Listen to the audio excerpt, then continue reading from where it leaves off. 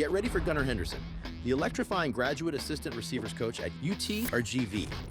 From McHi's most valuable player to TCU's national championship, this former wide receiver lit up the field with jaw-dropping plays.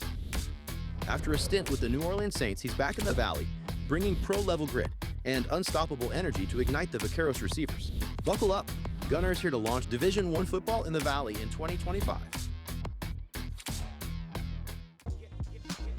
The Valley Up podcast is sponsored by... Harness the strength of a warrior and the wisdom of a sensei in your fight for justice. Step into the Justice Dojo, where every legal challenge is met with the focus and precision of a black belt sensei.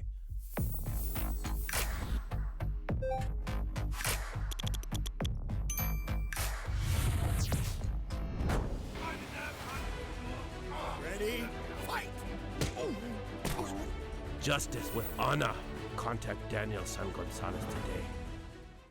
My name is April, and recently I was involved in a motor vehicle accident, and I was referred here by my doctor. I've been very pleased with the experience that I've had here at Brush Creek. My daughter was with me in the accident, so I was very motivated to get better, get back on my feet. I was definitely 100% ready to come back each and every single time. The first week I was kind of scared to come, but little by little they encouraged me to keep coming. Each week I saw progress.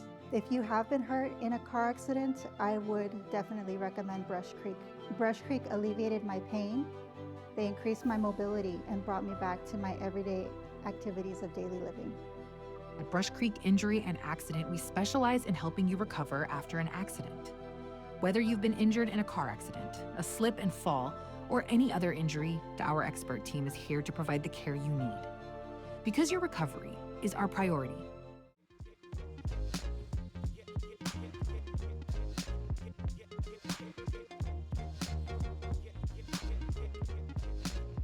Welcome back to the Valley Up podcast, brought to you by Attorney Daniel Gonzalez. I'm your host, Isaac Sedna, and we've got a very special guest. We have graduate assistant coach from UTRGV Vaqueros, Gunnar Henderson. Gunnar, thank you so much for being with us today. You know, your story is one that really interests us, man, because it's a good story, right? You're from the Valley. You started off at University of Incarnate Word, and then you made your way to TCU. You got to play in that national championship. You know, there's so much knowledge and so much that you just gained just from that process right there. I mean, that's really a dream come true for a lot of kids. That's kind of like the goal for them, right? They want to go and they want to play they want to play college football. They want to play at that high level, and they kind of want to see where it goes from there. Through the ups and downs, I can say I had a lot of great moments that'll forever live with me forever throughout my whole entire life, and especially throughout coaching. I've learned so much in the game of football with some great coaches that will forever carry on with me while I coach and then, after my career. What was it like, that process of getting, recruited when you first through, the University of Incarnate Word, when you decided like, hey, this is where I'm going to go start my football journey? Yeah, I got recruited by a guy named Eric Morris, and he played football at Texas Tech, and he was the same type of player I was. So when he reached out, I immediately, kind of was locked in on Incarnate Word. Took an official visit there, loved San Antonio, loved the area. It's right in Alamo Heights, which is a really nice area of San Antonio. Mm-hmm. And I was looking back, I'm really thankful that I spent some time there with all those players and coaches, because now some of those coaches are off at bigger schools, and I've got connections there, and then some of my teammates from there are doing great in the business world. So I've made a great network from Incarnate Word. We feel like San Antonio is a great community. San Antonio loves their sports. What was it like having them kind of just behind you? Yeah, I think the area of San Antonio that really rallied behind us was Alamo Heights area, and then kind of the south downtown area of San Antonio. We really felt a lot of love from there, and obviously having UTSA there in San Antonio. Mm-hmm. UTSA is a bigger school, but we had a great show out at our crowd and stuff like that, and we made a run my freshman year, went to the playoffs, and definitely felt the support from the community. Tell us about like the experience of TCU. How did that come about? How did that opportunity come about? Yeah, so I had a broken wrist in 2020, so I sat out of that season and honestly didn't know if I was going to play football again. And then kind of reached out to their coaching staff because they had given me a preferred walk-on out of high school. So reached out to them and then got into school and then, kind of joined the team the spring of 2021 and then really never looked back. I played that season of 2021 with Gary Patterson, was a special teams guy, kind of got some snaps on offense. And then when Coach Sonny Dykes came in the next year, obviously was when I had my best year and got put on scholarship and stuff like that. So TCU is and Fort Worth really is my favorite place. I mean, I owe that place so much, the community so much. It did so much for me, not just on the football field, but in life in general. I got to see a video of where Coach Sonny Dykes announced in front of the team that you were getting the scholarship. And to me, what was so impressive was that, your whole team was just so excited, man. Like they were thrilled with this. And I think it just kind of it goes to show like the kind of person that you are for the entire team to want to celebrate, something like that. I think it speaks a lot about you. Yeah, I had a lot of great teammates. I remember, it was a third day of spring practice, and the first 2 days, I had some pretty good days, and our starting offensive lineman, Steve Avila, who's now playing for the Rams, our starting guard, he started a hashtag Scully for Gunnar.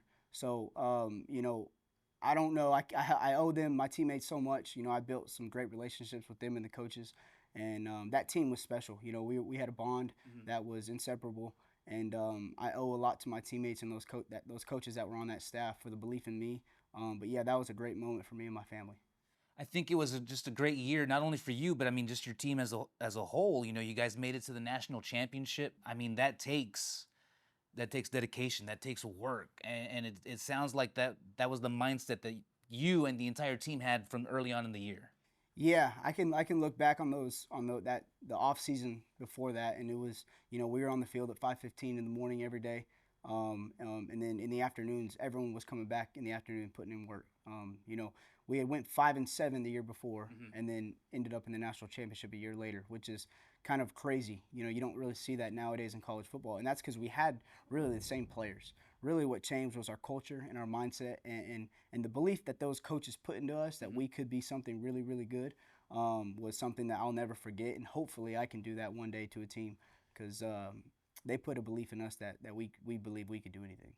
And who was like the catalyst behind that culture change? Yeah, we had a lot of older guys on that team. I think from that team, 13 guys got chances in the NFL, and 9 of them are still playing. So from that senior group. So we had a lot of really good leaders, starting off with Max Duggan, one of the greatest leaders I've ever been around. He was our quarterback, and he worked extremely hard, and he made you want to play for him. Yeah. And then we had a phenomenal offensive line. Like I said, Steve Avila was the catalyst of that offensive line, and he's starting right guard for the Rams now. And then you look on defense, Josh Newton, one of the starting cornerbacks for the Bengals, Darius Davis, all rookie punt returner, his first year in the league. So we had a lot of, and then D Winters on defense. He's a starting linebacker for the 49ers. So you look at that team, we had so many leaders on that team that guys just wanted to rally behind and play hard for. They made it easy to kind of rally behind. Exactly. You yourself, after TCU, you got an invite to go try out with the New Orleans Saints. Yeah. What was that like? It was great. It was an eye-opener, kind of seeing how the NFL works and how it really is a business. I still remember getting to rookie minicamp and getting a booklet about this big and saying you had to learn it before the next practice. And that was an eye-opener for me. I grew up playing in the air raid, which air raid is 4 verts, mesh, those type of concepts which are easy to pick up and learn. And then you get a playbook that's about this thick, and you got to learn it in 12 hours. And be ready, energized to practice the next day. Yeah. It was an eye-opener for me. And also, I was hurt going in. I tore my hamstring at Pro Day about 6 weeks before. So the odds were definitely stacked against me. But it was a great experience for me, something that I will obviously, remember for the rest of my life, being with that organization. At what point did you realize that you were, you still wanted to stick with football and you thought, okay, you know what, I'm going to get into coaching? Yeah, so after I got cut from the Saints, I didn't know what I was going to do. So I actually moved back down to the Valley. I got cut in probably June. Moved back down to the Valley for that summer. Worked for a general contracting company. And then moved back up to Fort Worth, did medical staffing for 3 or 4 months. And then quickly realized that, hey, I need to get back in doing something with football. Yeah. So I reached out to Coach Bush in November and came down and interviewed and then got the job. But it was pretty quick, where I didn't have football. After I got done playing with the Saints I kind of had a sour taste in my mouth because I just felt like, I wasn't healthy. So I didn't, I wasn't not necessarily given a fair shot, but I knew I wasn't my best going out there. Yeah. So I kind of wanted to get away from the game for a little bit. And, that next 6 to 9 months where I was away from the game just made me realize how much I missed it. And so now you're getting to work with the receivers. One of those guys that one of the guys that we've been working with, Ale Aparicio. Yeah. What's it been like working with him? Yeah, it's been great. So I started off, as the assistant receiver coach, and then I got the inside receivers in October. And Ale is an inside receiver, so I coached Ale all fall. And then now I'm back to running the receiver room. And one thing that sticks out to me about Ale is he's always working hard. You never have to worry about him cheating reps, missing a sprint or maybe not going all out. And like I said earlier, the kids from the Valley are the hardest workers, man. Yeah. And I don't know where that comes from, but it's just kind of the way, we grew up down here, maybe a little chip on our shoulder. But you can look at Ale and see that in him. He's a very hard worker. You can see how bad he wants it. Exactly. Yep. I was fortunate enough to get to coach him his first 2 years there at PSJ North. He spent his 4 years as a quarterback, but he had the mindset that like, hey, I still want to play. Regardless of what position, I don't care. Like, I just want to play. Yeah.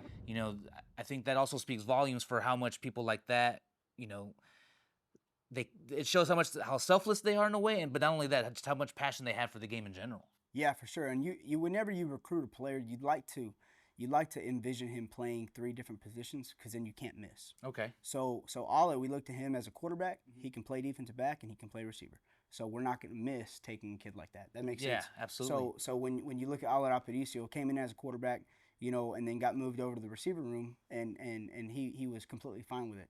And then one thing that also stuck out to me about Ale is, in the beginning of the fall, he was still a quarterback. And during special team circuit, all the quarterbacks are throwing, doing individual drills, and Ale is doing the special teams circuits. So, that just showed us as a staff, how bad he wants to be here, how bad he wants to be on the team. Because it's going to be hard to make the UTRGV football team. We want to make it hard to play here, right? So we need guys like Ale who are willing to do multiple things, right? Just to be around. The Valley Up podcast is sponsored by Harness the strength of a warrior and the wisdom of a sensei in your fight for justice. Step into the Justice Dojo, where every legal challenge is met with the focus and precision of a black belt sensei.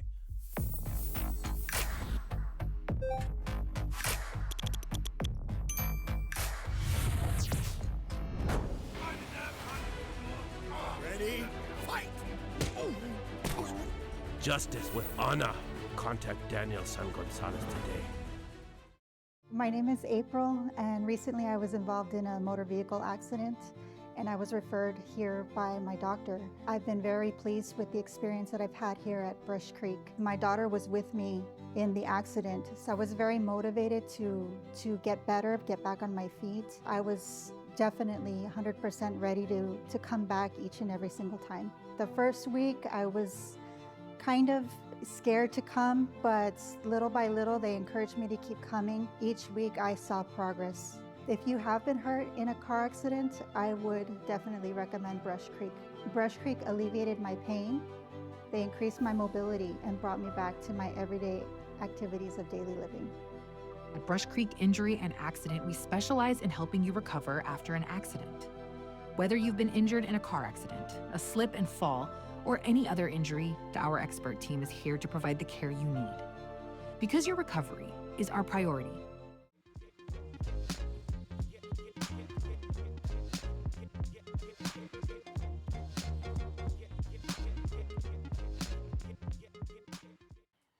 With your experience, your obviously your high school experience, your college experience, both at Incarnate Word and TCU, and plus what you learned with the New Orleans Saints, how much of that have you kind of morphed into what you're doing now as a coach with these guys at UTRGV? Yeah, I think, you look at who I've been coached by. Eric Morris, okay, so now he's the head coach at UNT. My position coach and my inside receiver coach at Incarnate Word is now the head coach at Incarnate Word. Okay. My receiver coach at Incarnate Word is now the offensive coordinator at UNT. Sonny Dykes Doug Meacham, who's now the OC at Oklahoma State, Garrett Riley, who's now the OC at Clemson, and then now being around Travis Bush, I've been around really, really good offensive-minded coaches. So, a lot of, in the coaching world, you can look at me, I'm 25 years old, but if you look at who I've been around and who I've learned from, I think that'll make you think a little differently because, I've been around some of the best in the game, and I've picked up things from each and every one of those guys, and I kind of formed it into one. And I try and attack every day with a passion and a work ethic that will hopefully carry on to my players. Just from the conversations that we have, man, I feel like those kids, like they buy into, what you say. And I think it's because you're buying into what Travis and everybody else is trying to accomplish there. Yeah, I think, one thing we're going to build our program on is toughness, right? So, and if you have a bunch of tough kids who are coachable, you can do a lot of special things. And that's one thing Coach Bush prides himself on is having a tough program. And me as an undersized kid from the Rio Grande Valley, I had to be a tough player. So working for a guy like Coach Bush is easy because me and him see eye to eye on everything. And he trusts me with a lot. I trust him with a lot. So, what he's saying in the staff meeting is exactly what I'm telling these receivers in our receiver position meetings.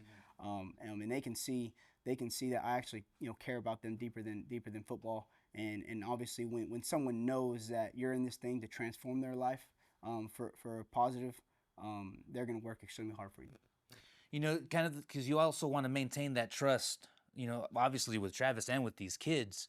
How do you kind of go about, let's say there's relaying information to Travis without Travis losing trust in some of these kids? Like when it's something like, hey, this is a quick fix, like don't even worry about it. For sure, as an assistant coach, you try and keep a lot of things off of the head coach's table. So, he's got a million things he's got to deal with. He's heavily involved with our offensive staff, and he's got all the head coaching duties he has to do. So, if there's something that I can handle within the receiver room, I'll handle it. But, obviously anything major, we have to go to him, and he's got to have an understanding. But then he's really good on allowing us to handle things because that's part of the development of us as coaches. I'm trying to climb in this career, and I don't think there's a coach right now that is helping his coaches develop as coaches by letting them handle certain things on their own. What kind of or rather, what would you define as a successful first year? Not necessarily just for the offense, but just the Vaqueros as a team. Yeah, I think we're in, like Coach Bush has said, we're not here to take part, we're here to take over. In this day and age of college football, you can do that year one because of the transfer portal. So I mean, I don't know, it's hard to tell you how good we're going to be because our roster won't be set until the summer because there's another portal window in April. Okay. Where hopefully we'll go get 20 kids, and who knows, those 20 kids could be difference makers.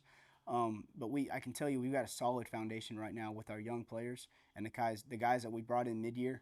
And I think we're looking good. We're looking better than we were in fall already. We got bigger on the offensive line. We got more skilled players. We got faster. So it's hard to tell you how good we're going to be right now, but in the summer we will have a better understanding of how good we can be. But we're in this thing to win year one. And I think our community has given so much already to this program. 2 years ago, season tickets were sold out. So the buy-in from the community, they deserve a good product. So we're doing everything we can to put a good product on the field for them. Gunnar, talk to us, man, about like the experience. Because I mean, I played high school football, but I was an offensive lineman. So I mean, the only time I got to sniff the end zone was when we're around the 1 yard line, pretty much. So I mean, what's it like, man? Your touchdowns against Baylor, Oklahoma. Just the atmosphere of where this was happening, because those were away games, weren't they? Oklahoma was at home, but Baylor was away. Yeah. Sure. So, I mean, just the atmosphere, what was that like? Just the feeling? Yeah. I think the feeling was, the years and years of preparation. I'm a firm believer confidence comes from preparation. And if you look at my college career, I didn't score my first touchdown until my 5th year of playing college football. So there was a lot of work that was done. I preach this to my receivers, but I would catch 100 balls a day, which if you do 100 balls a day, that's 700 a week, and that's 2,800 a month. And I did that every single day for the last 2 years of my college career, just to hope to get an opportunity to go score and make my family proud, and just scoring against Oklahoma. Oklahoma's such a a prestige university football program. You know, it was a phenomenal opportunity for me. And then Baylor was a tight game. You know, it was tied. And then, you know, we had rep that play many times during that week. So I knew when that play was called, you know, it was time to go make a play. You know, when your number's called, go make a play, especially in big time moments. And that's kind of what I had worked for my whole entire life, and to do that in front of my family, my parents were there, and you know, it was awesome to get my team on top. Talk to us about like the work ethic that you felt you needed, you know, to be able to have that chance at TCU. Yeah, I look back in my high school career, and I still remember, you know, nights at 12:30 in the morning, 1 a.m. You know, me in my backyard just, you know, doing workouts. You know, I worked so hard with, you know, Foot Doctor Mata. Don't know if you guys know him, but he's a trainer down here, and he's put so much time and effort into me. And then at TCU, I had a roommate named Chandler Morris, who's now the starting quarterback at Virginia. And we spent many nights in the indoor at 12 at night, 1 at night, 2 at night, just throwing routes. And that was because at that point in our career, we hadn't done anything in college. I mean, we were backups, and we were working just to get some type of spotlight. And so the long nights, early mornings finally came to fruition, you know, that last season. But it takes a tremendous amount of work. Like I said earlier, you know, confidence comes from preparation. And for us to have the confidence that we had that last year, we had to put in a lot of work. I feel like you built this confidence that you had, like even prior to your high school days. I mean, you mentioned that you felt that you were undersized, and so you had to be tough. And was it that toughness that led to being more confident? For sure. I think you know, just, you know, coming back, growing up in the Rio Grande Valley, you know, a lot of colleges, you know, don't come down here because they feel like the level of play isn't where it should be. And I disagree with that. I think there's phenomenal players down here. So, you know, growing up down here, having a chip on my shoulder, being an undersized kid, you know, all those things stacked up, and I just wanted to go prove so many people wrong.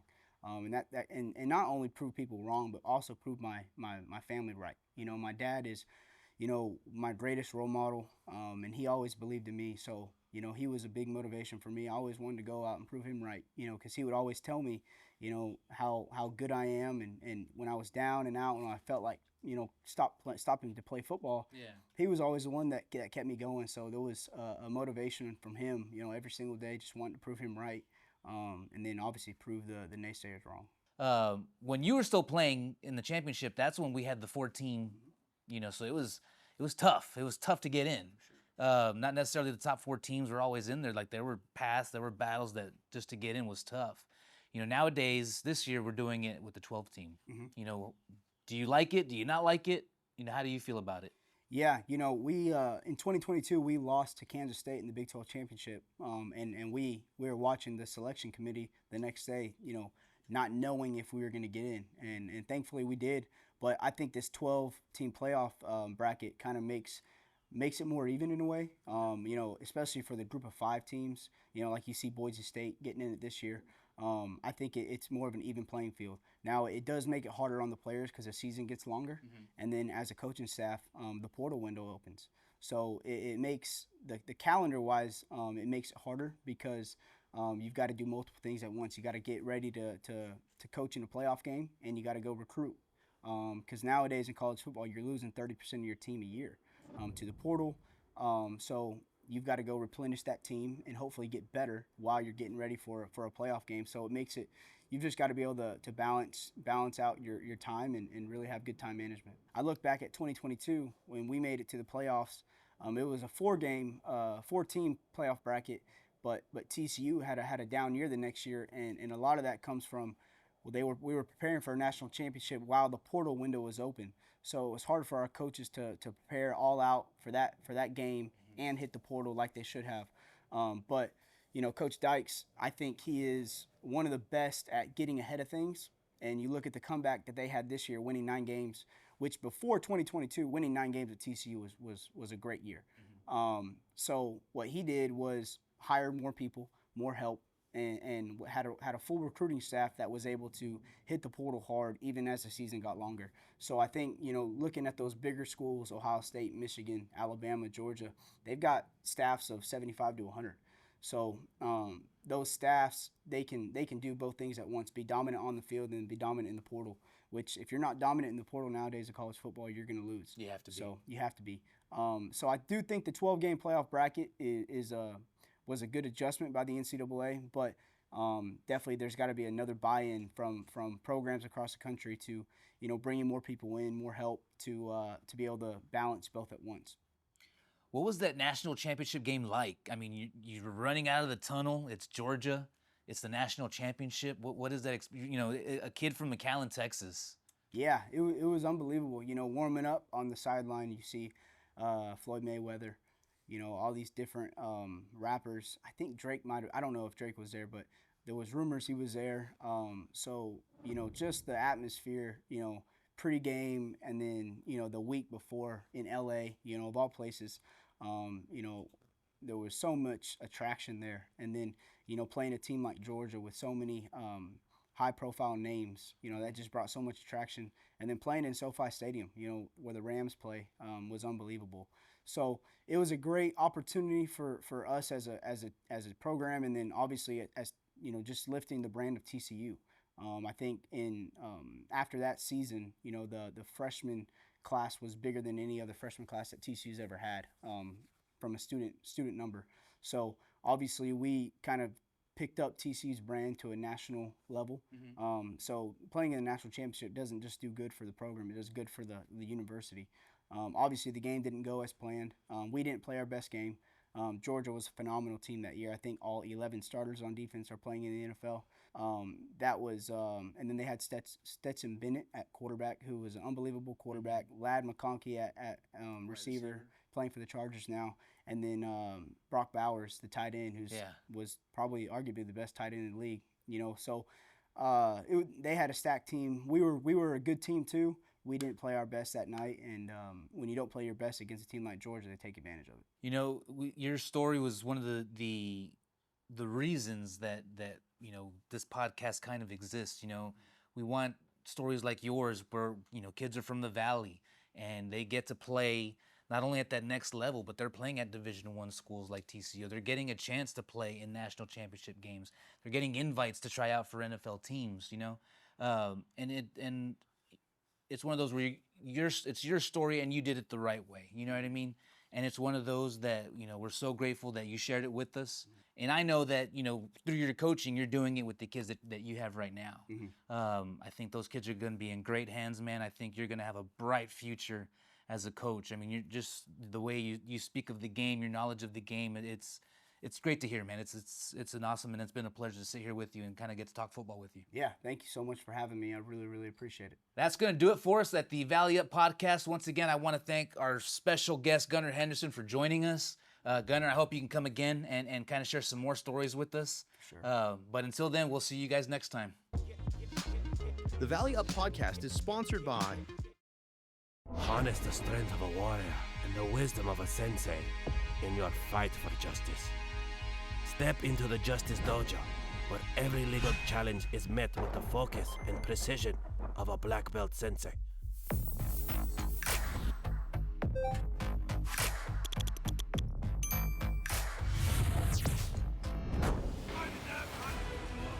Ready? Fight! Justice with honor. Contact Daniel Gonzalez today. My name is April, and recently I was involved in a motor vehicle accident, and I was referred here by my doctor. I've been very pleased with the experience that I've had here at Brush Creek. My daughter was with me in the accident, so I was very motivated to get better, get back on my feet. I was definitely 100% ready to come back each and every single time. The first week I was kind of scared to come, but little by little they encouraged me to keep coming. Each week I saw progress. If you have been hurt in a car accident, I would definitely recommend Brush Creek. Brush Creek alleviated my pain. They increased my mobility and brought me back to my everyday activities of daily living. At Brush Creek Injury and Accident, we specialize in helping you recover after an accident. Whether you've been injured in a car accident, a slip and fall, or any other injury, our expert team is here to provide the care you need. Because your recovery is our priority,